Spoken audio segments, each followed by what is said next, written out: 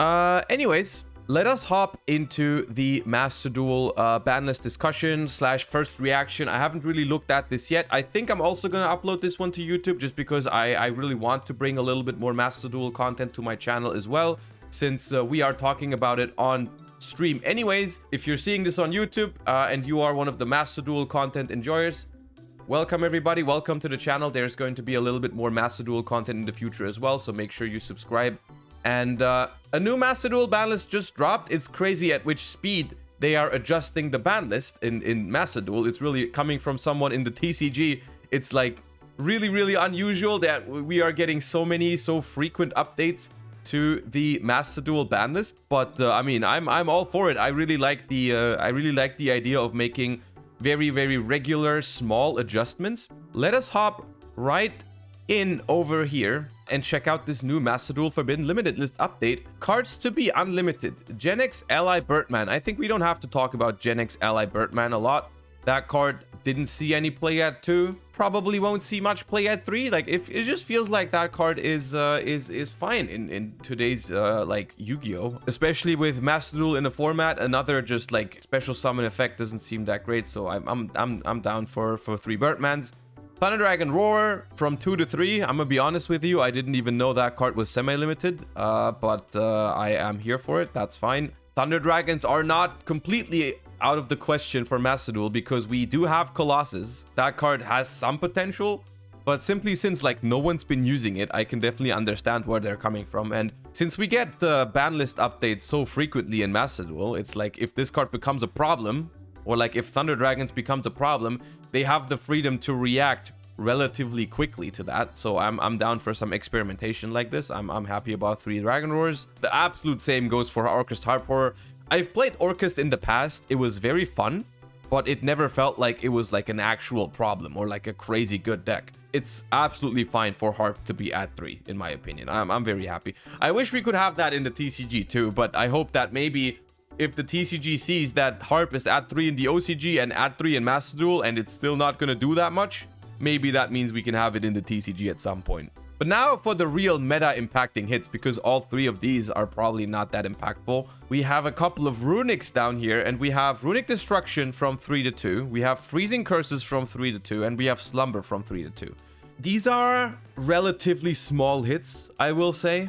But overall, hitting 3 Runic cards is still relevant, especially for the decks that were running the full lineup, like the Floodgate decks were running the full lineup. I will say one thing, I think the reason as to why they did this, because of course these cards are weaker than Fountain and Tip, but I do think the one reason why they did this is because, at least I know from Duel Links, that's been a trend where they try to hit the decks by not touching the ultra rares, because if you hit ultra rares, that means people get a lot of dust in return when they dust their ultra rares. They can craft more cards without spending any money, and you also don't want to make people feel bad about getting a bunch of ultra rares, because Runic is a relatively expensive engine in Master Duel, right? It's like Hugin is ultra, Fountain is ultra, Tip is ultra.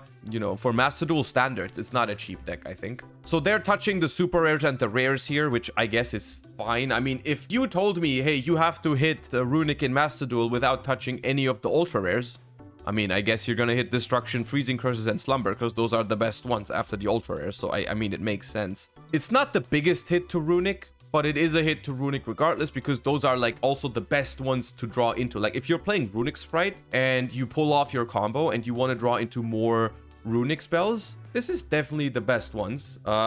Besides Flashing Fire, actually. Flashing Fire is probably a better one to hit than Slumber. They should have probably hit Flashing Fire. That's also a really good one. But look, that's the good thing about Master Duel. Like, they only give us small changes on these ban lists, but at least we get these ban list hits more frequently. So if Runic turns out to still be a huge problem, or like a super dominant deck in Master Duel, I'm sure we're gonna get another adjustment in like a month or 1.5. So I wouldn't worry about it too much. And that's really the best thing about all of this. It's like we get very frequent updates. So if at any point an update doesn't do enough, then we probably get another update soon. And that's what I'm expecting for Runics. I still think Runics are going to be good. Of course, this hits the deck. There's for good reason you play 3 Destruction, 3 Freezing Curses, and 3 Slumber in every single Runic deck. So they are better than other cards you could play in that slot. The quality of your deck is still going to decrease because you play 3 of these for good reason. Even though it might not be sufficient, it is still a hit. Fusion Destiny from 1 to 2, that card sees virtually no play outside of like Verte Anaconda, so I think that's fine. I honestly think that card could be at 3 at some point again. We have this in the TCG right now, no one's playing it. Of course, we don't have Verte in the TCG, but still. And we also don't have the hits to, what is it, Celestial is hit in Master Duel, right? So like you can't even go for the draw 2 play on the follow-up turn. So I think Fusion Destiny is absolutely fine in Master Duel.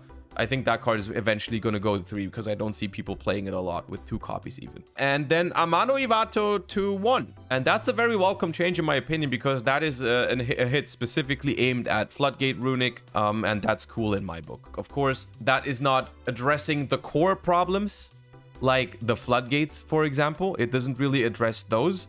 But in my book, 1 Amano is better to play against than 3, so it's fine. I mean, of course, you could argue that, hey, this card should be banned or whatever.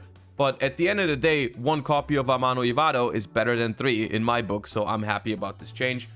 Whether this is enough to solve Floodgate Runic, right? Going from 3 Amanos to 1 Amano and then losing a couple of Runic spells, so losing a little bit of consistency. Whether that's enough, we'll have to see. But once again, I just can't stress enough every time how, yes, most of these Master Duel updates feel a little bit like they're not as impactful. Like very, very often that's the case. But every single time I just have to remind myself that, hey, this is not the TCG. This doesn't mean this is like the final thing we get for like 3, 4, 5 months. No, Master Duel gives us very frequent updates. So even smaller updates are fine. And I think in general, all of these cards on this ban list are reasonable hits. All of the cards here are moving in the right direction, right? The cards that are currently not doing anything are moving up the ban list or like moving away from the ban list. And the cards that are currently dominating the game are getting hit on the ban list. And so that's like it's a good list. It's a good list, even though it might not be impactful enough. But with the background of Master Duel, where we get very frequent updates, this is fine.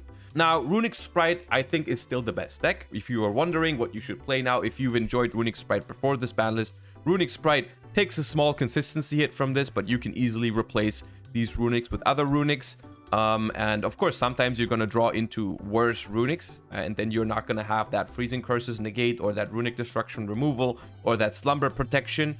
But still, Runic Sprite is absolutely fine. You can just replace with other Runics or other tech cards, and that's that. But it does give a better chance to other decks to maybe keep up. So that's what I'm going to say for that. Of course, I didn't expect him to hit Sprite even more than just the starter to 2. Just like, what is it? Like a week after release. So I think we're going to have to wait for some Sprite hits. So Sprite is probably going to be the dominant force moving forward still. But there's that. Overall, in my opinion, solid list. Looking forward to more changes in the future though. To maybe some of the Floodgates and Runic stun problem. But overall, good job and keep it up, Master Duel. And you know, if you enjoyed that short review, make sure to subscribe to the channel. Say goodbye to the Master Duel YouTube viewers. Be nice and see you guys next time.